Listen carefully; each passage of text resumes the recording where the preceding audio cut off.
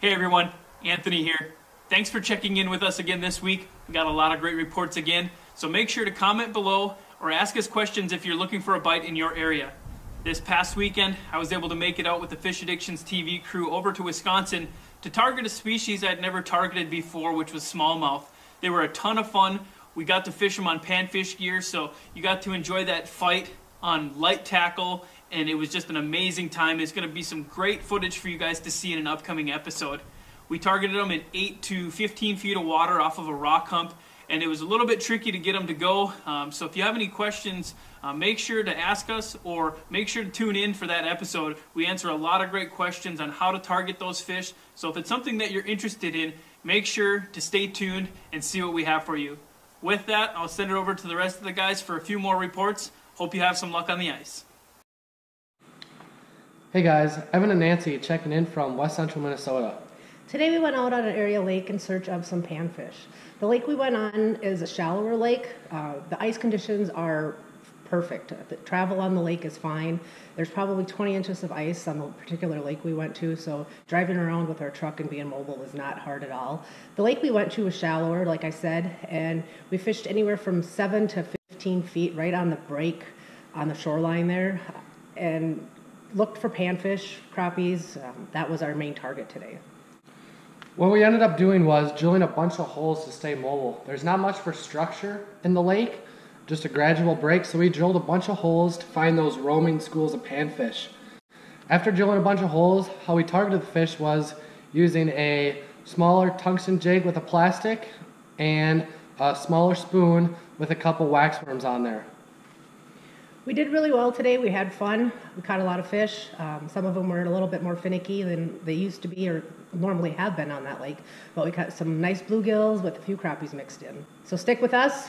Fish Addictions, tight lines, friends. Hey everybody, Will Papafoose checking in here from beautiful Bemidji, Minnesota. So, the weather the last couple weeks and a couple days here seems that it's either 40 below or 40 above. So, I don't really know what to do. So, because every 5 minutes, weather seems to change. So you always got to make sure that you're dressed to fit the weather. So you don't know whether you need boots, flip-flops, warm pants, need a shirt with sleeves, a shirt without sleeves, a warm hat, or just a regular ball cap. So, just kind of got to dress for what you need, you know. So, talk about fishing. We've been catching some pretty nice gills in about, I'd say, 15 to 16 feet on most lakes. Kind of off the edge of the basin or off a hump. A lot of times towards the morning, evening hours has been the best. For crappies, we found them just all over the basin, anywhere from 20 to 40 feet, depending on how big the lake is or how big the basin is.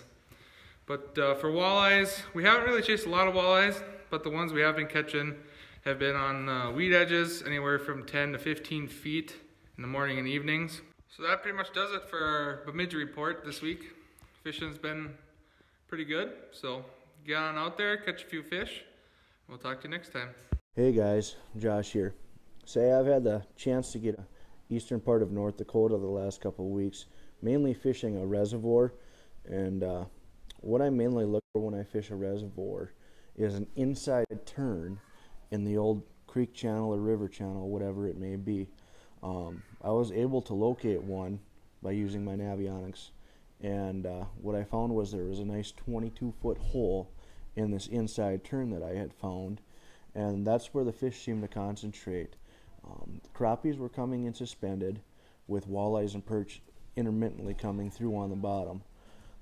I was using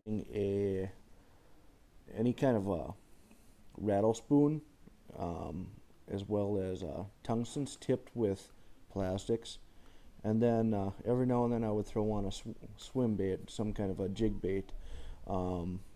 But yeah, if you just concentrate on an inside turn on a reservoir, it'll help your chances immensely. Till next time, guys, tight lines. Hey everyone, it's Cole Karski with Fish Addictions here. This past weekend I was able to do a buddies trip out on Lake of the Woods in a permanent sleeper house.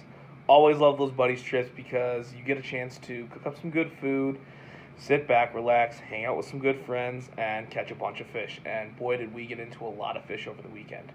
We got into a variety of fish, including some burbot, some whitefish, some ciscos, and lots of walleyes and saugers. More saugers than walleyes.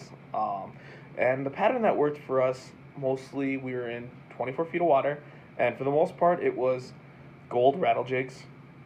And every once in a while we'd have to switch over to something pink. And we had dead sticks down as well that caught a fair number of fish for us, either a plain red hook or a plain pink jig. And that's what was working for us mostly. We caught most of our fish off in the early morning, and we had some different weather fronts that went through for us, some blowing snow along with some bluebird skies and really cold. But we were able to stay on a consistent bite using the gold rattle jigs and the pink every once in a while. This is Cole Karski of Fish Addictions. Check us out. Tight lines, everyone. For more information on Fish Addictions TV, check them out on all their social media.